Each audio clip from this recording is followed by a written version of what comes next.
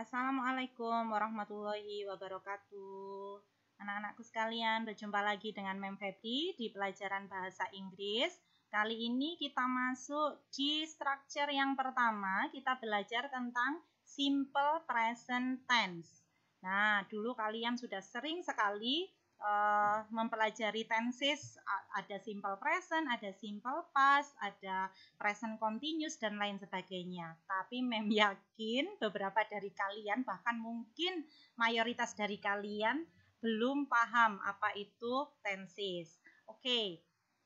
Yang pertama, sebelum Mem ngasih basic tenses yang pertama tentang simple present, Mem mau kalian memahami konsep besarnya. Apa itu tenses? Tenses adalah perubahan predikat berdasarkan perubahan waktu. Nah, predikatnya kalau kalimat verbal tadi apa? Ya, verb itu sendiri. Ini seperti yang kita pelajari di verbal dan nominal sentence di pertemuan kemarin. Nah, kalau predikat dari kalimat nominal apa? Ya, to be. Oke, sekarang Mem kasih logikanya seperti ini. Kalau dalam bahasa Indonesia, kalimat itu terdiri dari subjek, predikat, objek, atau komplement. Nah, misalnya ada kalimat, saya makan nasi setiap hari.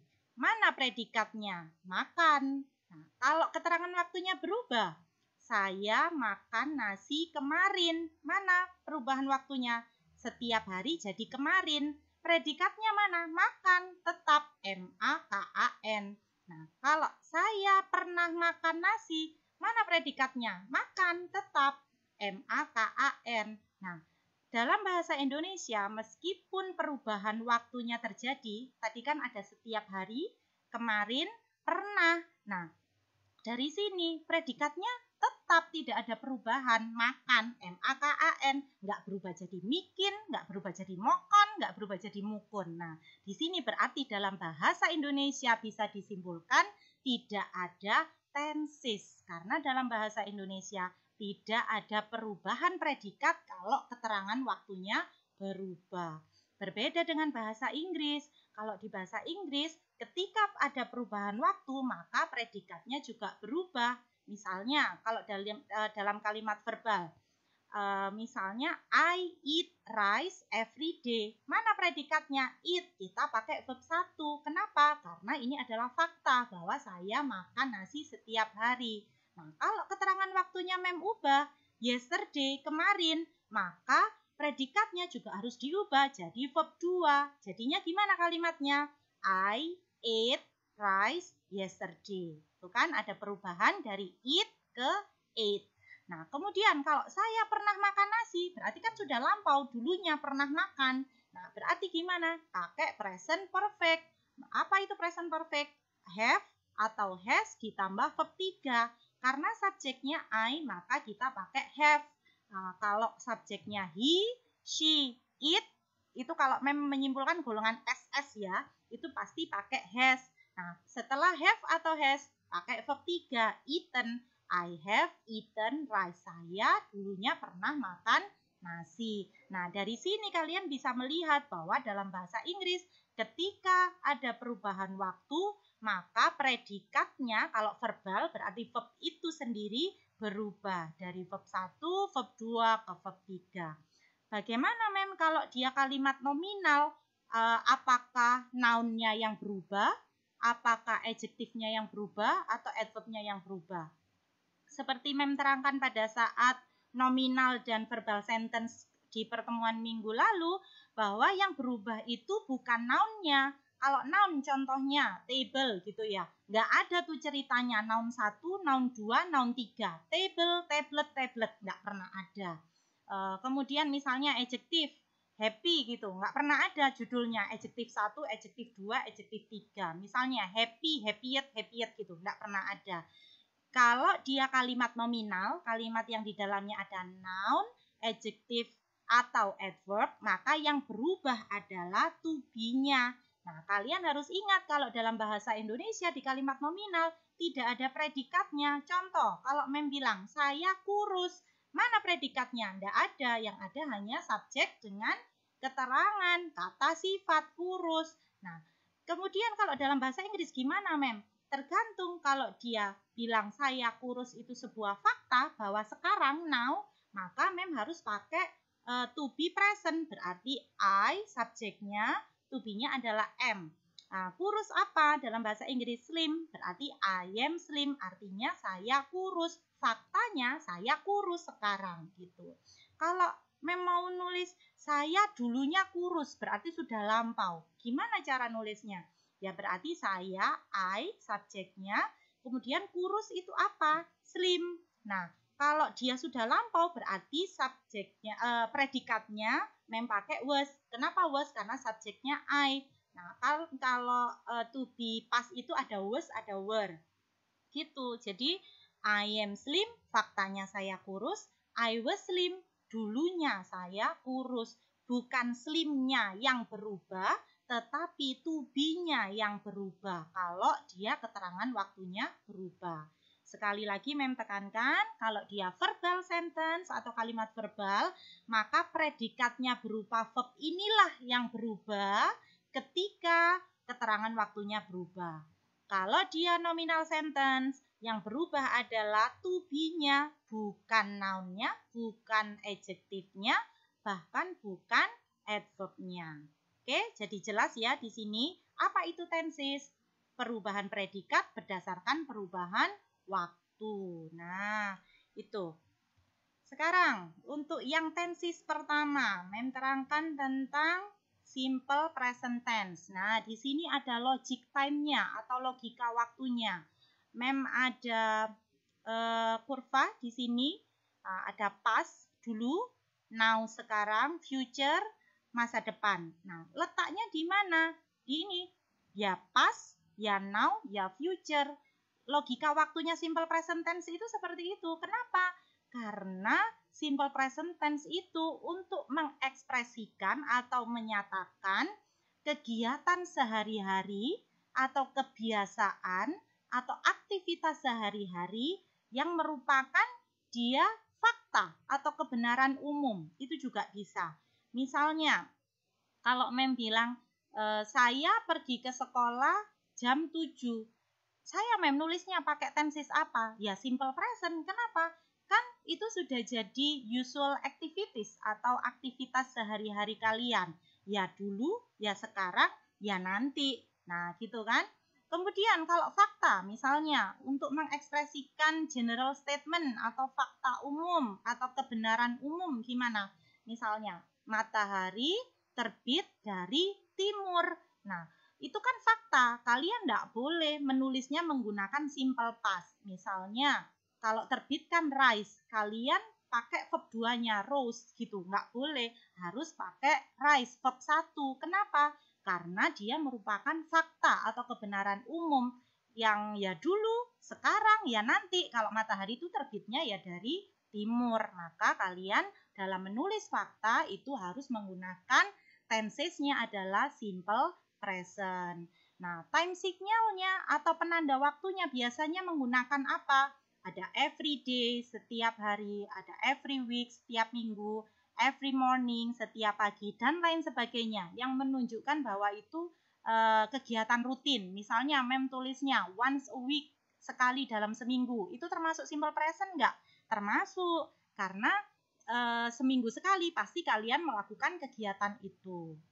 Oke, selalu kalau kita belajar tenses pasti membagi jadi 2 jenis kalimat. Apa itu? Ada verbal sentence atau kalimat verbal, ada nominal sentence atau kalimat nominal. Oke, dalam satu kalimat pasti ada 3 form atau 3 bentuk. Bentuknya apa yang pertama? Afirmatif atau positif, kalimat positif. Kemudian yang kedua adalah negatif. Yang ketiga adalah question atau interrogatif, kalimat pertanyaan. Untuk simple present, kalimat verbalnya yang afirmatif atau yang positif itu kalian menggunakan verb 1 untuk predikatnya. Verb 1 ini untuk subjek apa saja, mem? I, you, they, we. Kalau kalian mau tahu jembatan keledainya, biasanya mem ngafalinnya ayu dewe gitu ya.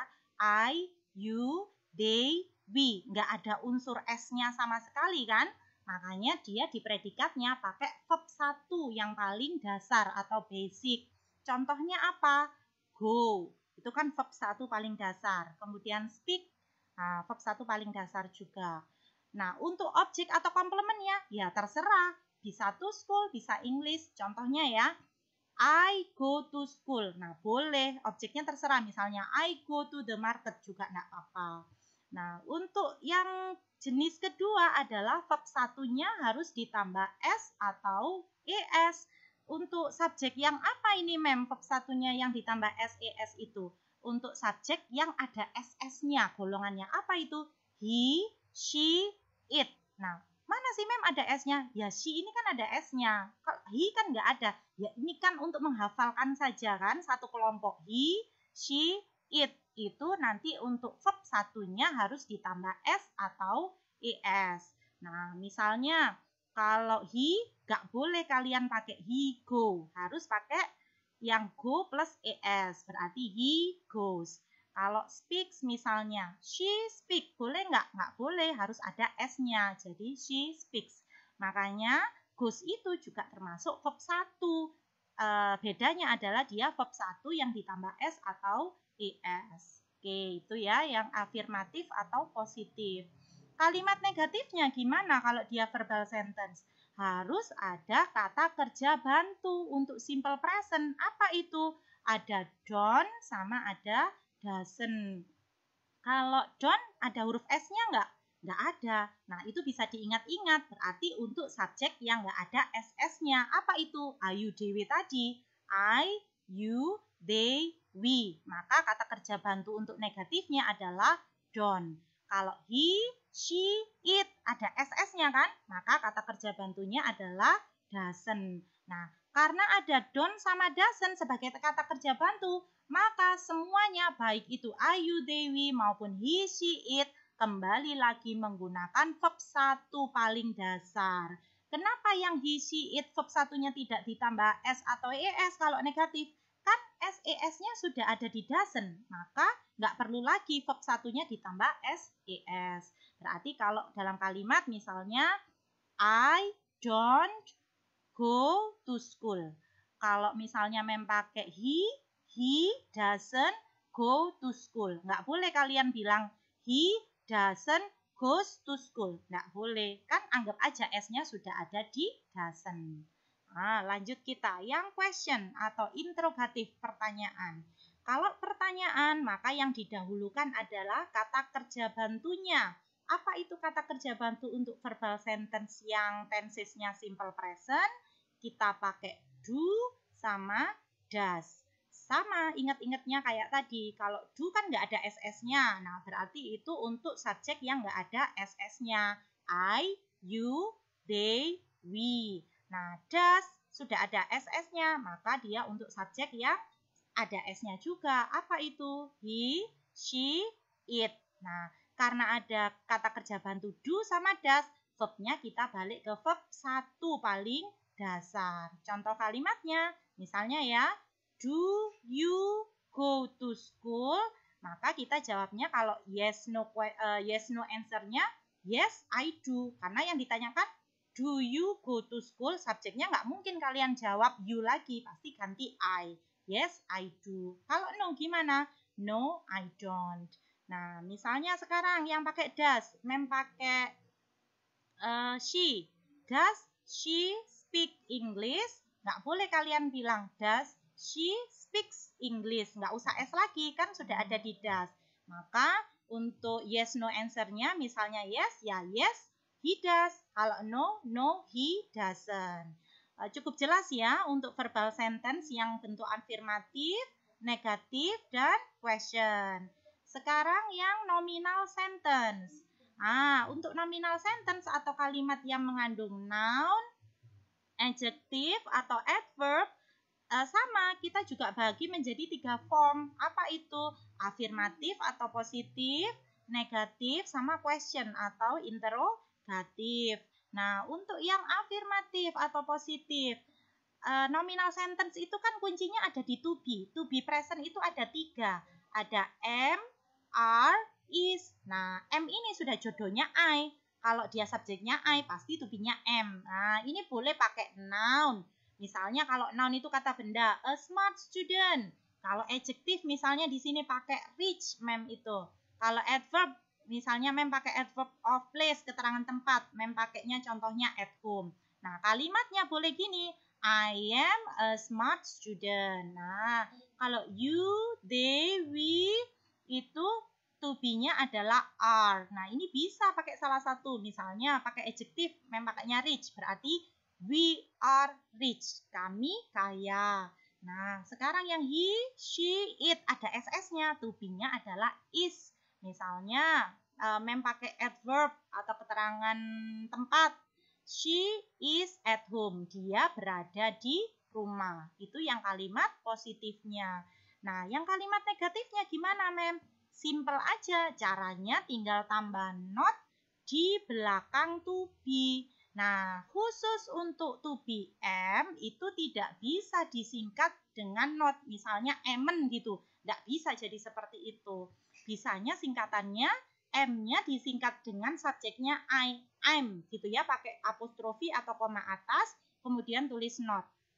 Kalau are sama is beda, dia bisa disingkat dengan notnya. Kalau are jadi aren't, is jadi isn't. Nah, contohnya boleh kalimat nominal kan boleh pakai salah satu, boleh pakai noun, boleh pakai adjective, atau boleh pakai adverb.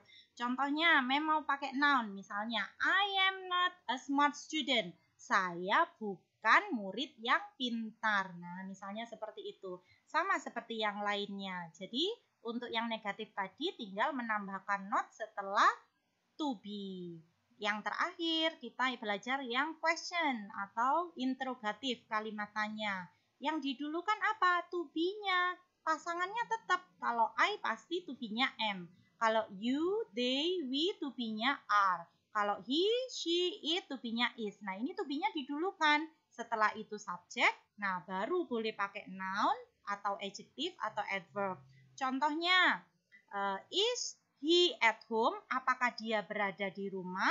Maka jawabannya bisa yes, he is, atau no, he isn't. Seperti itu, mudah-mudahan jelas sampai sini. Karena bahasan kita cukup panjang, maka untuk pertemuan kali ini Mem tidak memberikan penugasan. Di pertemuan selanjutnya, Mem khusus membahas latihan soal tentang simple present tense. Sekian anak-anakku, jumpa lagi minggu depan. See you soon. Wassalamualaikum warahmatullahi wabarakatuh.